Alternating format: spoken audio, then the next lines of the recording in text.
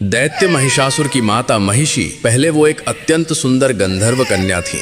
बाद में वो एक भैंसिनी बनी। पहले उनकी सुंदरता इतनी अद्भुत थी कि अप्सराएं भी उनके सामने फीकी लगती थीं। एक दिन महिषी अपनी सहेलियों के साथ एक सुंदर तालाब में मस्ती कर रही थीं। सभी एक दूसरे के ऊपर पानी उठाकर हंसी ठठोली वे सब मग्न थीं। तभी महिषी की दृष्टि पास ही बैठे एक ऋषि पर पड़ी जो ध्यान मग्न होकर तपस्या कर रहे थे। महिषी के मन में शरारत सूझी। वो धीरे से ऋषि के पास जाकर जानबूझकर कीचड़ भरा पानी ऋषि के ऊपर उछालने लगी, जिससे ऋषि का ध्यान भंग हो गया। ऋषि ने जब नेत्र खोले तो उस गंधर्व कन्या की हरकत देखकर क्रोधित हो उठे।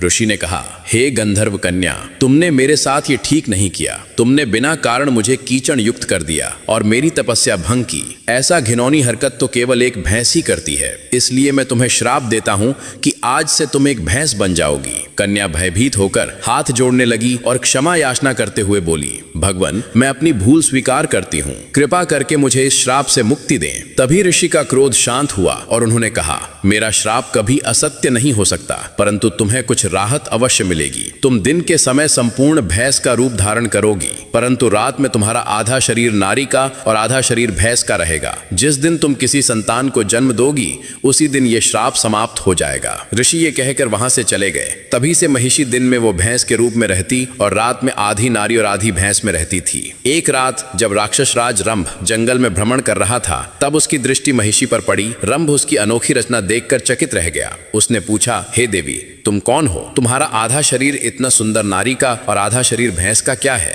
महिषी ने अपनी पूरी सच्चाई राजा रंभ को सुनाई।